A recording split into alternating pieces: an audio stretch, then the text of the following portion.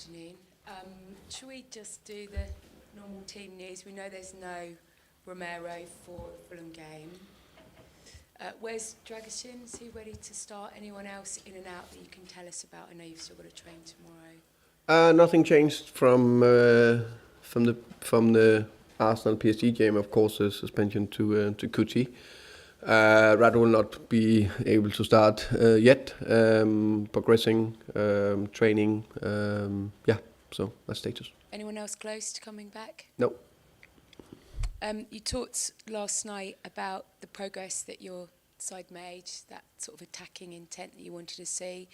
How much more do you think you'll know about the true progress of your side on Saturday against a Fulham team that's going to play a totally different way to PSG? You're going to have to go after them a bit. Yeah, that's the beauty of it. We are facing a completely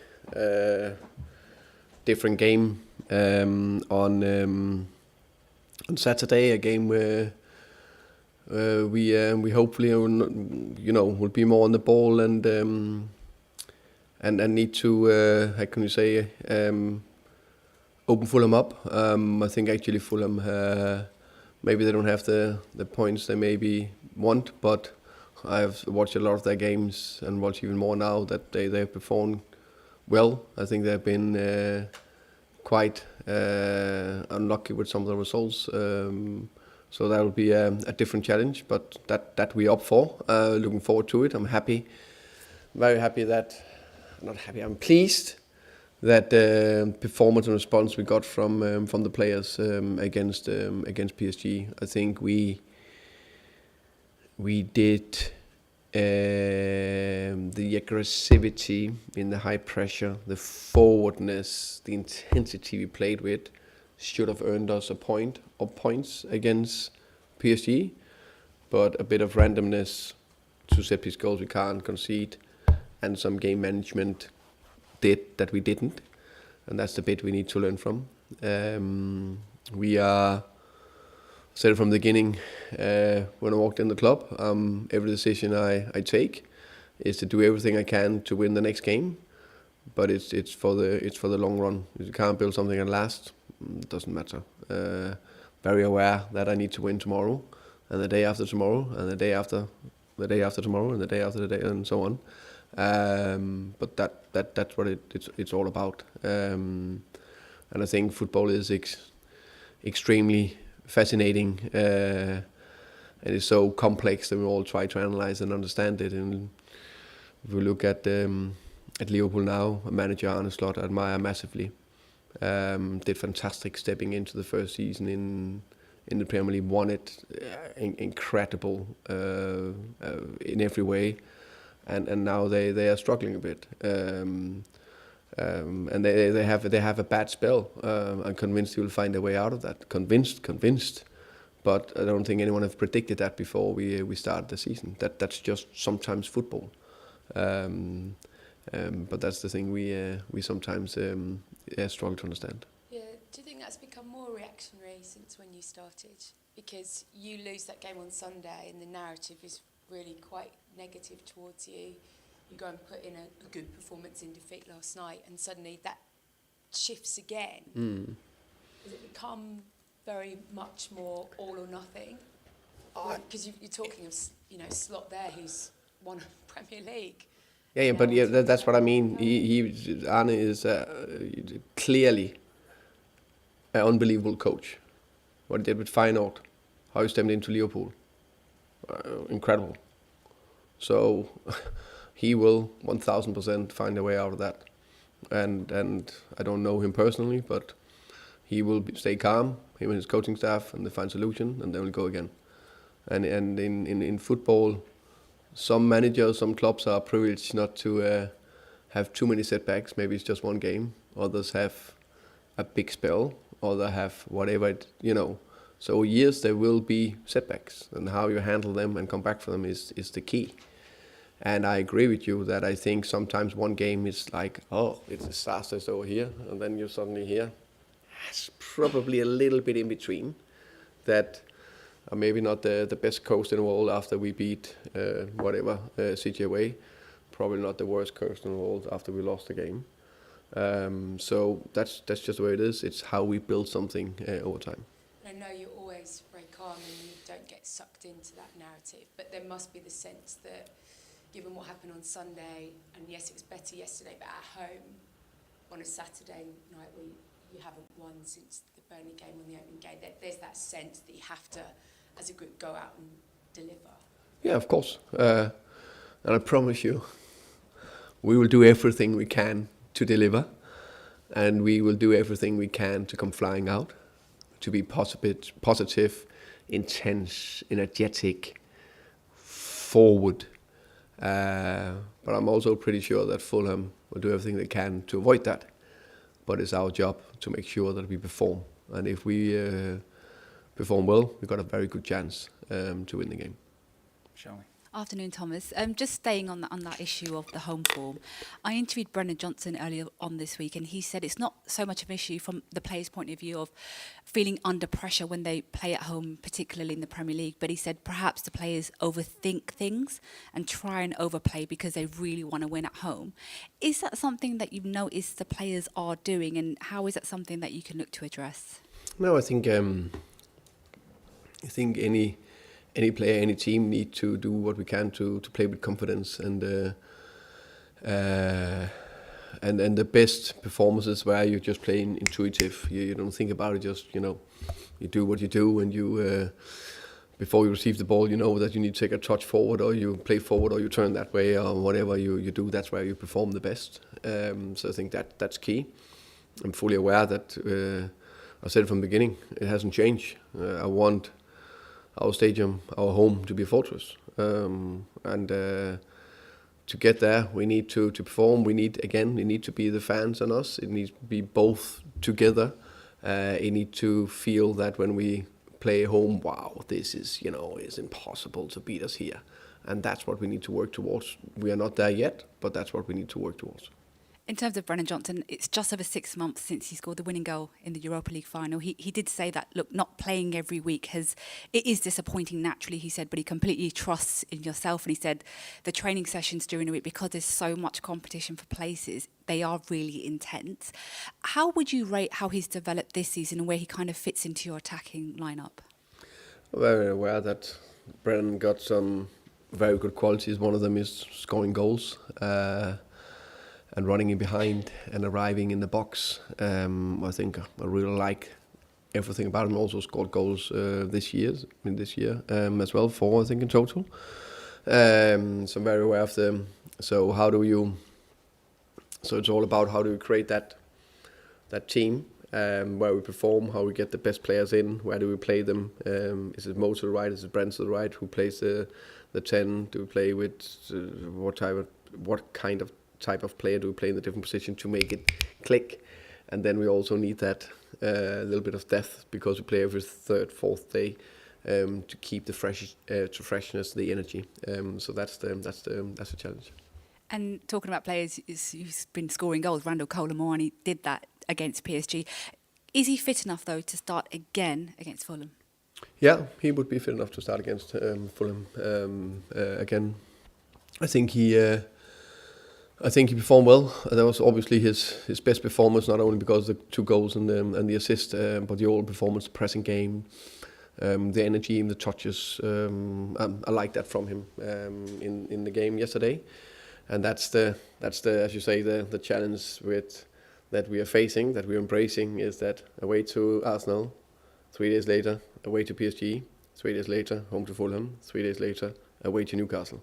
So how can we find that perfect balance of energy, intensity, freshness, the right structure and relationship on the pitch? So that's where that's a nice coaching challenge. Let me put it that way. But anyway, Colo is ready. Hi Thomas, how are you? I'm good, thank you. 5 months ago when you got the job, I spoke to you, and you said to me the only certainty you can absolutely be certain of is that you will lose games, which you are now doing. I promised that. I succeeded. How do you keep calm then? You said that managers need to stay calm during these sort of times. You talk about on a slot. How do you keep calm? Of course, I think, of course, trust my experience, trust my staff, trust my players, trust the club, the leadership. I think that's key. Trust the processes, the structure. I do. That just keep doing that, keep believing that, keep working. The power of one. So always one more conversation, one more video clip, one more meeting, one more training. Constantly try to improve bits.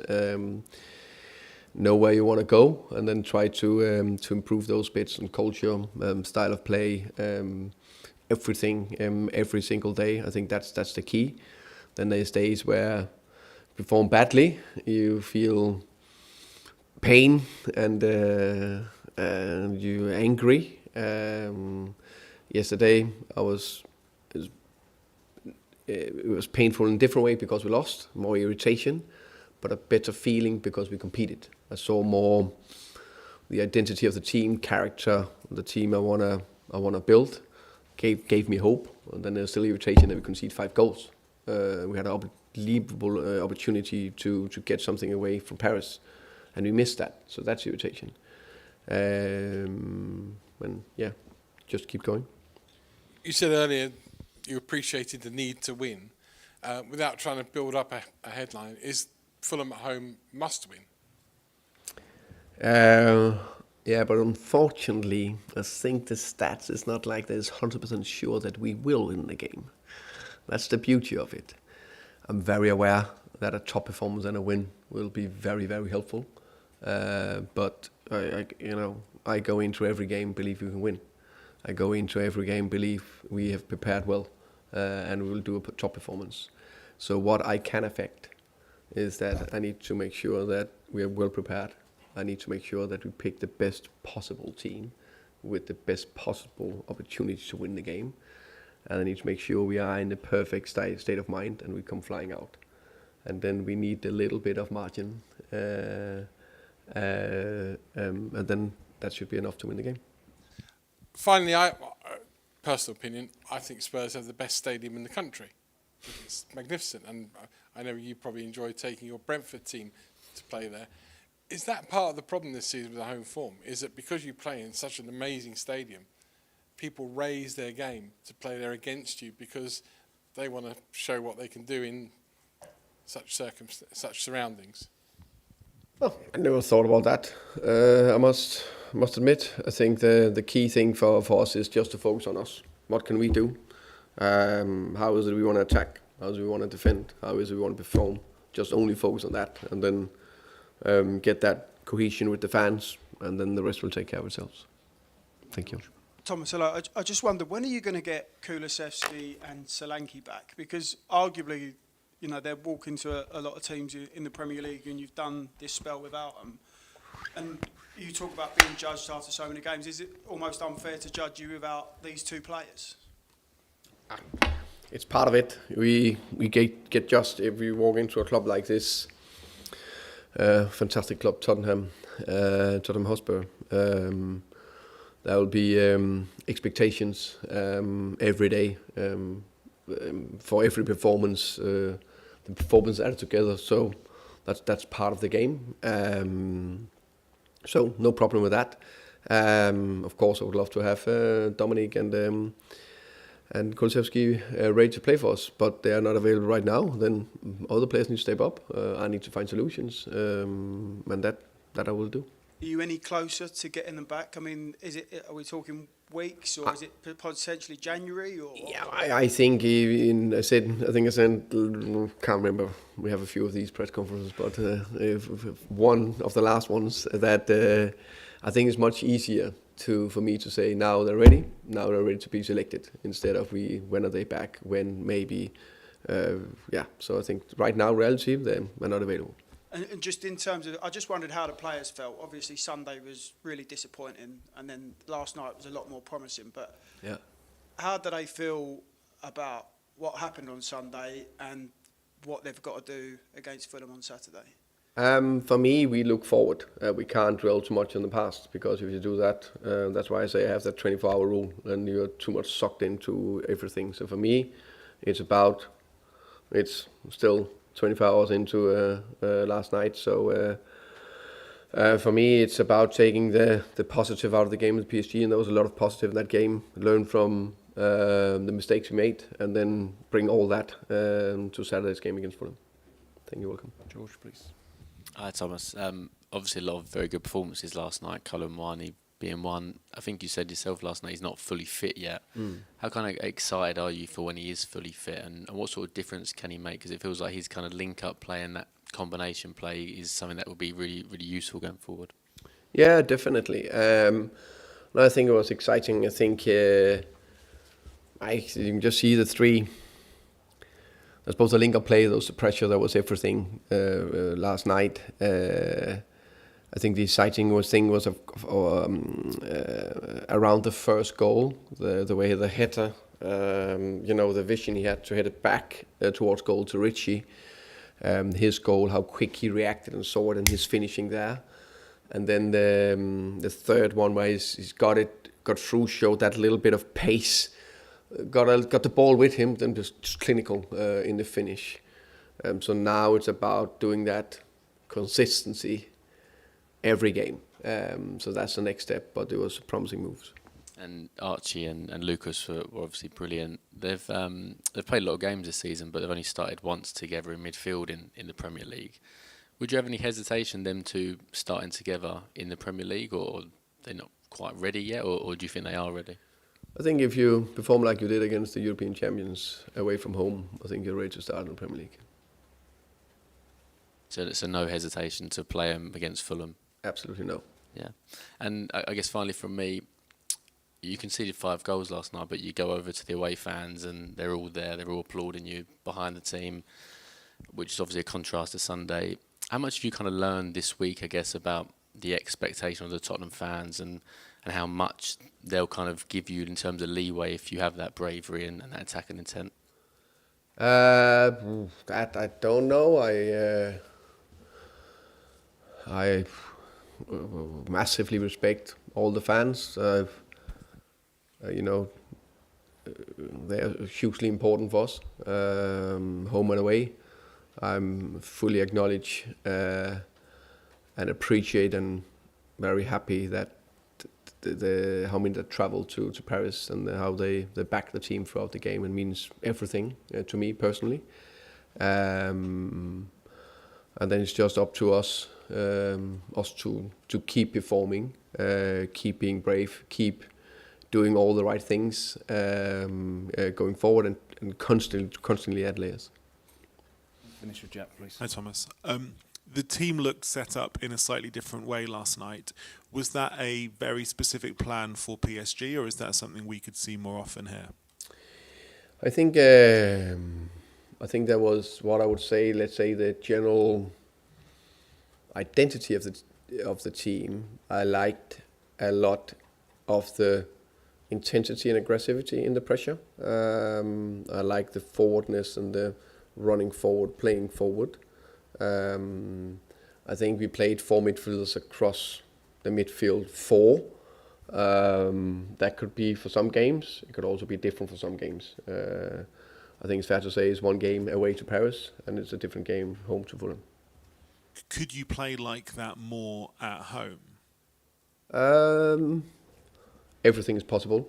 But I think it depends on the opponent. It depends on the type of game. I think we need different types. I said that before. Being pragmatic is not have the same principles in all the phases, but maybe choose different types for different games. What do you think of the theory that the reason that the home form is been struggling this season is because the team is not so good when they have to be proactive with the ball and take the initiative? I think that is completely 2 different things. Of course, it's different to to press and have more open spaces to run into, and then to open an opponent where there's 11 players behind the ball. There's two different scenarios. Then they demand not two different kind of skill set, but some abilities do one, some abilities do something else. And I think the most difficult thing in the world in football is to break down an opponent that are low. And that is difficult. And there we have a lot to develop and improve, and then on that journey we need to find solutions that can create enough chances and win us enough games. Okay, we'll end the broadcast section there.